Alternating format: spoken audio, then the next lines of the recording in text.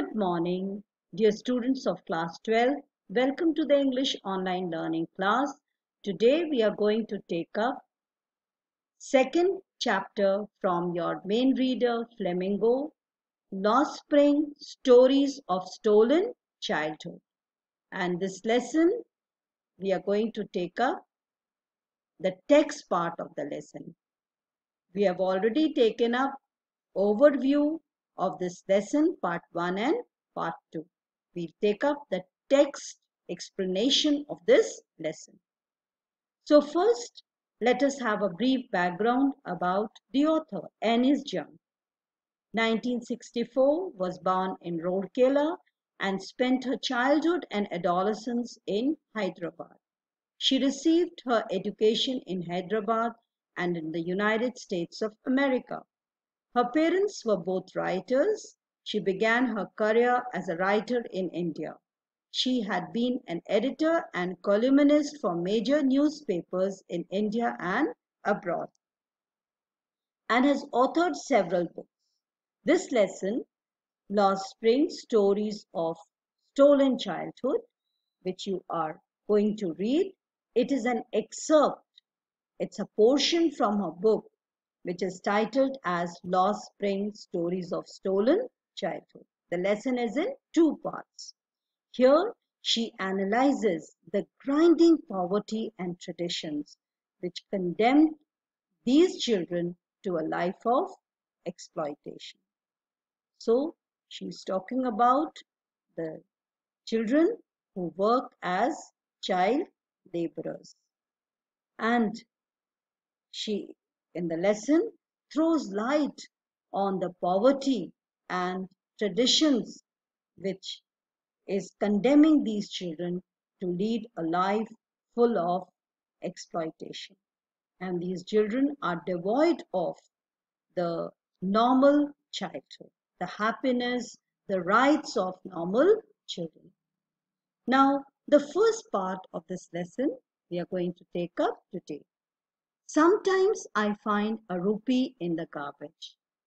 This portion, the first unit, is titled as Sometimes I Find a Rupee in the Garbage.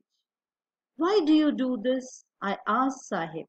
Narrator is questioning a child who is a rag picker, and his name is Sahib, whom I encounter every morning scrounging for gold in the garbage dumps of my neighborhood.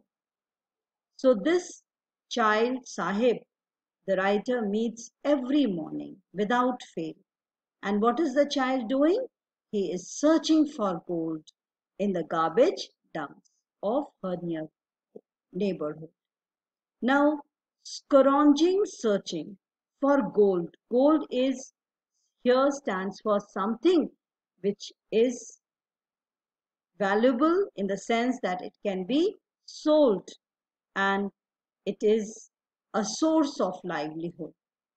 So through this, in this garbage dump, this child is finding out something which is valuable and which can be sold and which can earn these children livelihood, their daily bread, and they can support their family.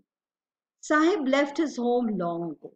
So she comes to know through this conversation with the child that he has left his home long ago, his native land, set amidst the green fields of Dhaka. So originally belonged to Dhaka. And he had left his native land and settled here in search of a living, his family. His home is not even a distant memory. He doesn't remember his own now anymore, his native place anymore. There were many storms that swept away their fields and home, his mother tells him. Probably this he has heard from his mother, what made them leave their native land because of storms which damaged their fields and home. So out of compulsion, they were forced to leave their native land and come and settle in this place for earning a livelihood. That's why they left looking for gold in the big city where he now lives. Big city refers to Delhi. He has now settled, the family has now settled in Delhi in search of livelihood, in search of survival. I have nothing else to do. Now, this is the reply that this Sahib gives to the writer. I have nothing else to do, and that is why I do this. He mutters, looking away. Go to school, I say glibly, realizing immediately how hollow the advice might sound. So, the narrator has a suggestion for the writer, for this child. Why doesn't he go to school? But then, after giving the suggestion, the narrator realizes her mistake,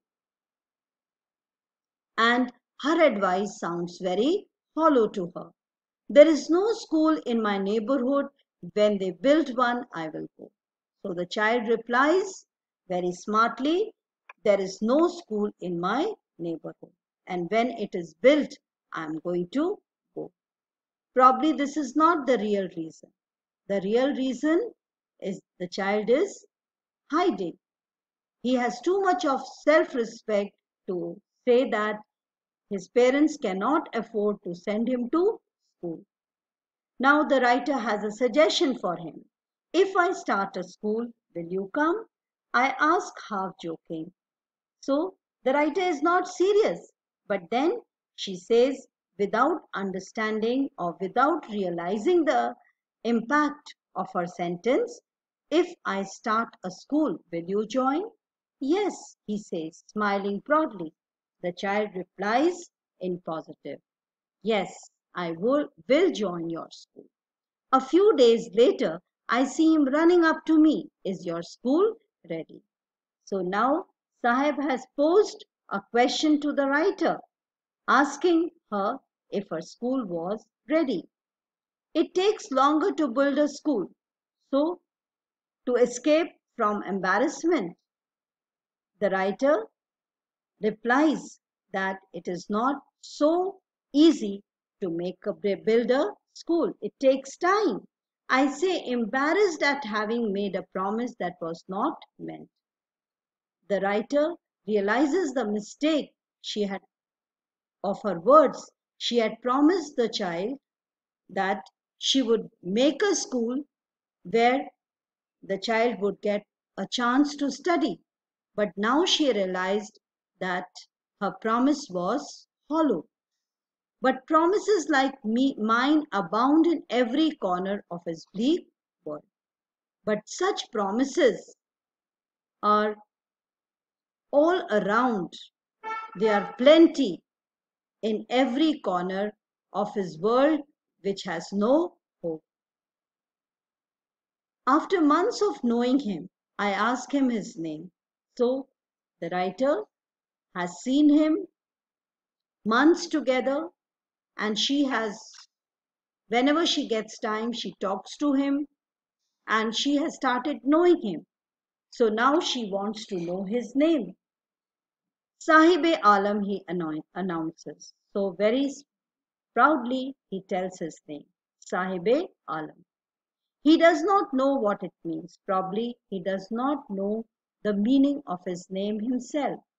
If he knew its meaning, Lord of the universe, the name means Lord of the universe. He would have a hard time believing it. He would himself not believe it. Because his name means he is Lord of the universe. But he is a rag picker who is struggling very hard to make a living for himself as well as his family. Life is not easy for him. He has to struggle very hard. Unaware of what his name represents, he roams the streets with his friends, an army of barefoot boys. Now, these children he is not alone. He has a group of boys who are rag pickers, and they are barefoot. They are wearing without slippers. Uh, they are not wearing slippers. They are without slippers. They are barefoot. who appear like morning birds. They come like morning birds. Early in the morning, they come like birds and they start their work and then disappear at noon. At noontime, they are not to be seen. Their work of um, looking for things which can be sold in the from the garbage is over. They have completed their day's work. Over the months, I have come to recognize each of them. So, because the writer is observing these children for months together, she has started recognizing each of them. Why aren't you wearing chappals? I ask one. So she poses another question to a child and wants to know why is he not wearing chappals. What is the reply the child gives? My mother did not bring them down from the shelf, he answers simply. But that is not the actual reason. Again, the boy is hiding his poverty. Even if she did, he will throw them off, adds another, who is wearing shoes that do not match. The other child, who is lucky because he has got a pair of discarded shoes which are not matching, he immediately replies that even if his mother gives him, she takes him out from the shelf, he is not going to wear it. When I comment on it, he scuffles his feet and says nothing. I want shoes, says a third boy. The third boy makes his demand clear and says that he wants shoes, who has never owned a pair all his life. Traveling across the country, I have seen children walking barefoot in cities on village roads. It is not lack of money, but a tradition to stay barefoot is one explanation. So different explanations people give for not wearing chappals or slippers. It is not lack of money, they say, but some say it is a tradition to stay barefoot. I wonder if this is only an excuse to explain away a perpetual state of poverty. Probably the writer feels that this is an excuse to hide the real reason, which is perpetual, a continual state of poverty, which they do not accept. And they hide it by saying it's a tradition or they do not like wearing slippers. They give different reasons. I remember a story from Udupi once told, a man from Udupi once told me, as a young boy he would go to school past an old temple where his father was a priest. He would stop briefly at the temple and pray for a pair of shoes. So this man would offer his prayers asking God to give him a blessing of a pair of shoes. But 30 years later, I visited his town and the temple, which was now drowned in an air of desolation. In the backyard where lived the new priest, there were red and white plastic chairs. So, over the years, the place had got a change. She could see red and white plastic chairs, and a young boy dressed in grey uniform, wearing socks and shoes, arrived panting. Panting means he was almost out of breath. He was wearing uniform, he was wearing socks and shoes, and threw his bag on a folding bed. Looking at the boy, I remembered the prayer another boy had made to the goddess when he had finally got a pair of shoes. Let me never lose them. So once when the boy had got earlier a pair of shoes, he made another prayer to God saying that bless him so that he never loses his pair of shoes.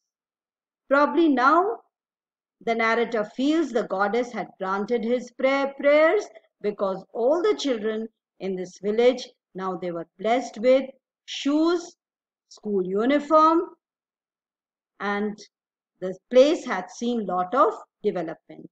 Young boys like the son of the priest now wore shoes. But many others, like the rag pickers in my neighborhood,